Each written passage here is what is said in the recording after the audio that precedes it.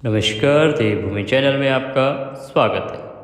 आप सभी को श्रवण मास महात्म्य की ढेरों शुभकामनाएं। श्रवण का पवित्र महीना चल रहा है और इस पवित्र पावन महीने में आप सभी श्रवण मास महात्म्य सुनकर प्रभु का गुणगान कर रहे हैं, उनकी कृपा प्राप्त कर रहे हैं।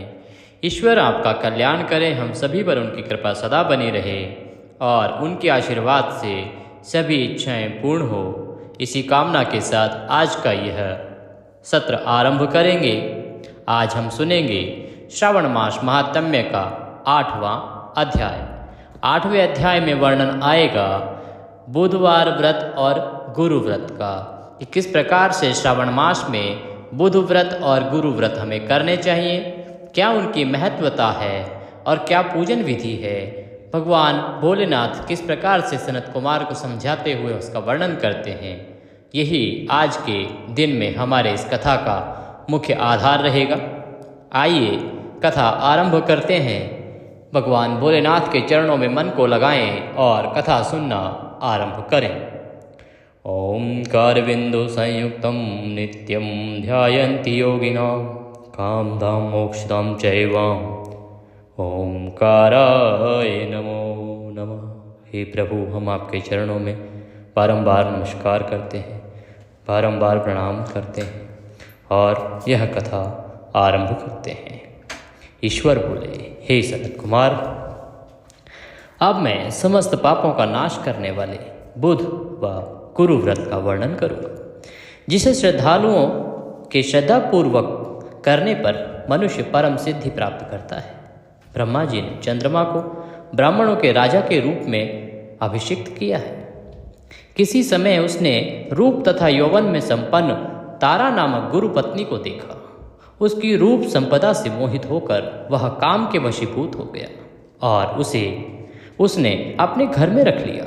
इस प्रकार बहुत दिन बीतने पर उसे बुध नामक एक पुत्र हुआ, जो बुद्धिमान, सौंदर्यशाली तथा सभी गुणों से युक्त था।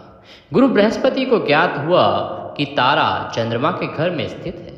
तब उन्होंने चंद्रमा से कहा, मेरी पत्नी को वापस कर दो।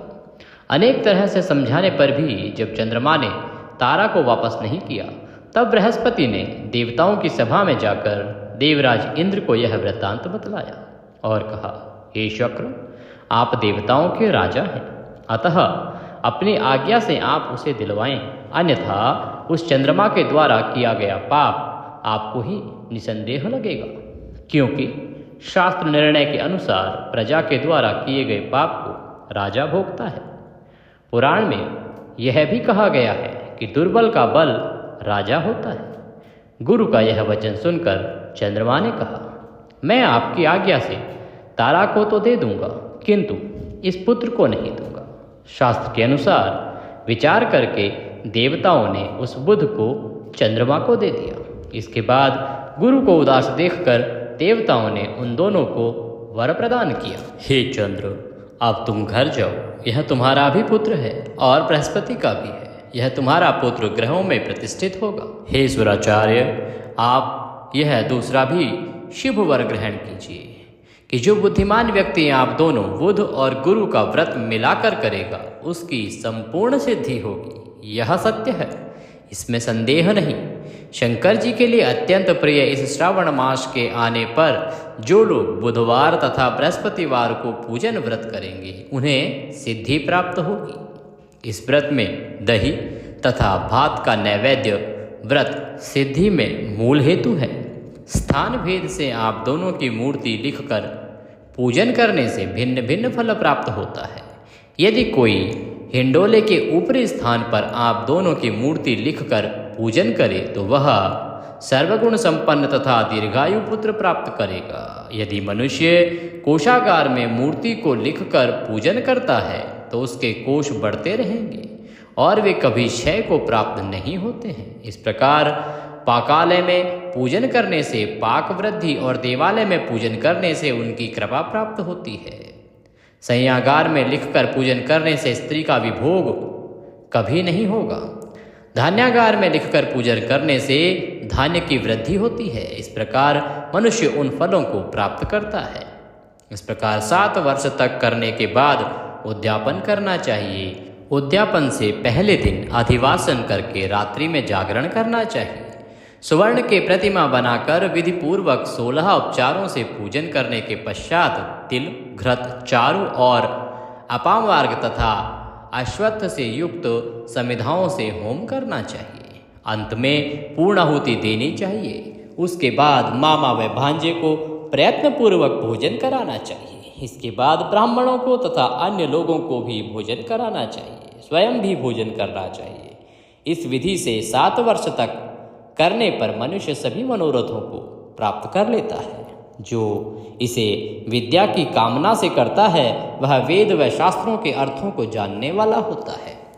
बुध बुद्धि प्रदान करते हैं। गुरु बृहस्पति गुरुता देते हैं। अभी सनत कुमार बोले, हे भगवान, आपने जो यह कहा है कि इस अवसर पर मामा तथा भांजे को भोजन कराना चाहिए, यदि बताने योग्य हो तो इसका कारण बताइए। ईश्वर बोले, हे सनत कुमार, पूर्व काल में अत्यंत दीन तथा दरिद्र कोई 2 ब्राह्मण थे। वे दोनों मामा भांजे थे। उदार पूर्ति हेतु परिश्रम पूर्वक भ्रमण करते हुए वे दोनों किसी नगर में अन्न मांगने के लिए गए। उन्होंने घर घर में श्रावण मास में प्रत्येक वार को उस वार का व्रत होते हुए देखा, किंतु कहीं भी बुध और गुरु का व्रत नहीं देखा। तब उन्होंने बहुत देर तक परस्पर विचार किया कि सभी वारों का व्रत तो सर्वत्र दिखाई पड़ रहा है, किंतु बुध गुरु का व्रत कहीं नहीं दिखाई दे रहा। अतः यह व्रत अनुचिष्ट है। इसीलिए हम दोनों को चाहिए कि इस शुभ व्रत का अनुष्ठान आदरपूर्वक करें। किंतु हे सनत कुमार, इसकी विधि ना जानने के कारण वे दोनों संशय में पड़ गए। तब रात्रि में उन्हें स्वप्न में इस व्रत की विधि दृष्टिगोचर हो गई। इसके बाद उन्होंने इसकी विधि के अनुसार व्रत को किया, जिससे उन्होंने अपार संपदा प्राप्त की। प्रतिदिन उनकी संपत्ति बढ़ने लगी और सभी लोगों को ज्ञात भी हो गया। इस प्रकार 7 वर्ष करके वे पुत्र पौत्र आदि से संपन्न हो गए।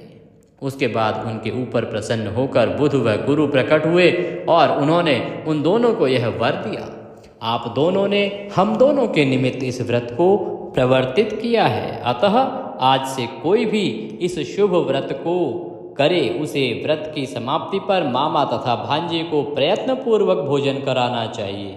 इस व्रत के प्रभाव से उसकी सभी मनोकामनाओं की परम सिद्धि हो जाती है और अंत में चंद्र सूर्य पर्यंत उसका हमारे लोक में वास होता है। इस प्रकार स्कंद पुराण के अंतर्गत ईश्वर सनत कुमार संवाद में श्रवण मास महात्म्य में बुध गुरु व्रत कथन नामक 8वां अध्याय पूर्ण हुआ। बोलिए शंकर भगवान की जय। बोलिए गुरु बृहस्पति देव की जय। बोलिए चंद्रदेव की जय। ओम बुध बुधाय नमः। कल हम सुनेंगे श्रवण मास महात्म्य का 9वां अध्याय। वीडियो अच्छा लगे तो उसे लाइक अवश्य करें। कमेंट बॉक्स में ओम नमः शिवाय या जय गुरुदेव, जय बृहस्पति देव, जय बुधदेव लिखकर कमेंट करना ना भूलें। इससे ईश्वर कृपा आपको प्राप्त होगी और उनके आशीर्वाद से आपको शुभ फलों की प्राप्ति होगी। आज के लिए इतना ही। कल सुनना ना भूलें श्रवण मास महात्म्य 9वां अध्याय, क्योंकि कल श्रावण मास का 9वां दिन होगा। जय शिव शंकर।